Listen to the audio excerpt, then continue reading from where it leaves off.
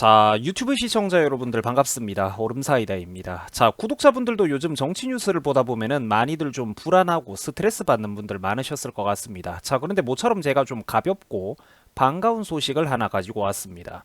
자, 최근에 윤석열 정부에서 드디어 대형마트 공휴일에 의무 휴업 규제를 없앤다라고 했습니다. 그 대형마트 규제를 없애겠다라고 했습니다. 이거 정말로 잘한 거죠. 자, 또한 단통법도 폐지한다라고 합니다. 갑자기 무슨 바람이 불었는지 모르겠는데 참 다행이에요.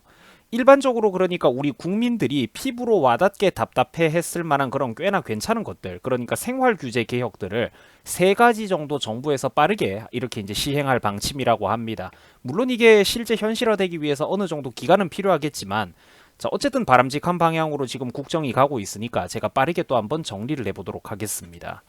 자, 일단 먼저 국민들의 주말 장보기 불편 사항을 개선하겠다라고 합니다. 자, 그동안은 이게 우리나라에 여러분들 이상한 전통이 하나 생겼잖아요. 민주당 정치인들에 의해서 거의 지난 10년 동안 우리나라에서 그러니까 대형마트 의무 휴업일이라는 게 정해져 있었는데, 정부가 오늘 드디어 대형마트에 적용하는 공휴일 의무 휴업 규제들을 폐지하겠다라고 얘기를 했습니다. 자, 또한 영업 제한 시간에 온라인 배송도 허용을 하겠다라고 했습니다. 당연히 이런 건 풀어줘야죠. 장사하고 싶은 사람은 장사하고 싶게 내버려 둬야 됩니다. 자, 또한 최근에 이제 또 국무조정실에서 여러분들도 알겠지만 그 국민과 함께하는 민생 토론회라는 거를 열고 있다는 거 다들 보셨을 겁니다. 자, 지금 설명드리는 건 그러니까 거기서 나온 정부의 공식적인 비셜들인데요.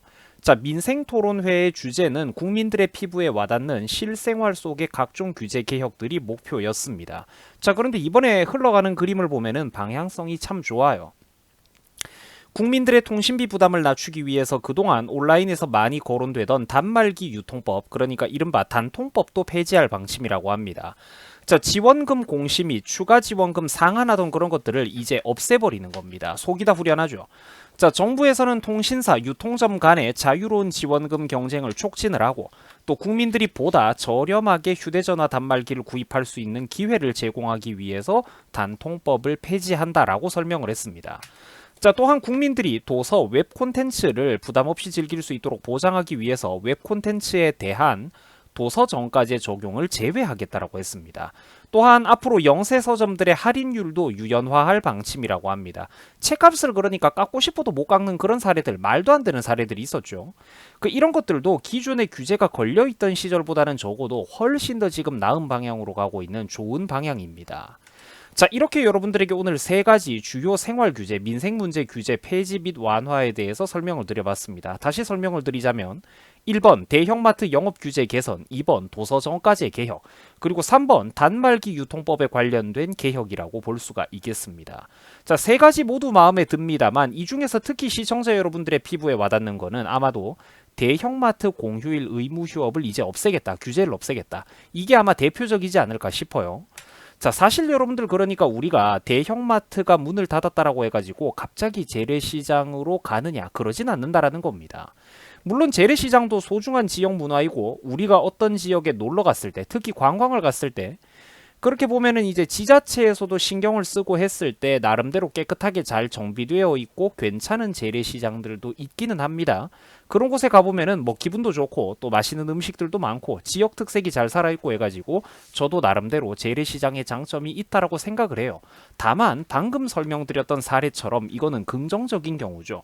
즉, 지자체와 현지 상인들의 적극적인 노력으로 나름대로의 특색과 경쟁력을 어느 정도 갖추었을 때 그 긍정적인 경우를 얘기했다라는 겁니다. 그러니까 핵심이 뭐냐면은 이렇게 근본적으로 나름대로 어떤 장점과 특색을 갖춰야 된다라는 거예요. 바가지가 없는 착한 가격, 맛있는 맛, 그리고 편의성 등등 근본적인 어떤 경쟁력을 갖춰서 소비자들의 선택을 자발적으로 자율적으로 받을 수 있어야 하는 것이지, 이거를 반대로 거꾸로 돼가지고 강제로 대기업을 규제하고 다른 한쪽에 문을 닫아 걸고 영업 제한이 되도록 법으로 규제를 걸어가지고 다른 쪽으로 오시라고 선택을 강요하는 거는 잘못됐다라는 겁니다. 그렇게 해봐야 소비자들이 가지도 않는다라는 거죠. 전날에 다 장을 봐버리죠. 그러니까 이제 긍정적으로 서로 경쟁을 하는 그런 와중에 소비자들도 자유롭게 선택할 수 있는 권리를 존중받아야 근본적으로 이 나라의 산업업계, 유통업계 전체가 발전하게 될 것입니다. 한쪽을 강제로 닫아거는 거는 잘못됐다라는 겁니다. 자, 요즘 여러분들이 정치 뉴스를 보다 보면은 늘 답답하고 속 터지는 뉴스들이 가득해가지고 걱정이 많으셨을 겁니다. 전들 왜 안 그렇겠습니까? 자, 하지만 가끔은 그러면은 또 이런 기분 좋은 이제 좋은 기분 전환도 필요한 법이죠. 최근에 또 모처럼 이렇게 정부가 눈치 보지 않고 해야 할 일을 제대로 하는 또 이런 민생 규제 개혁은 제가 참 반가운 마음이 들어가지고 시청자 여러분들에게도 빠르게 한번 이렇게 소개를 해드려 보았습니다. 자, 앞으로도 여러분들 이런 긍정적인 정부 개혁 방향들 정부가 잘하는 거 있으면은 제가 또 빨리빨리 바로바로 여러분들에게 소개해 드리도록 하겠습니다. 자, 시청해 주셔가지고 대단히 감사드립니다. 여러분들 수고하셨습니다.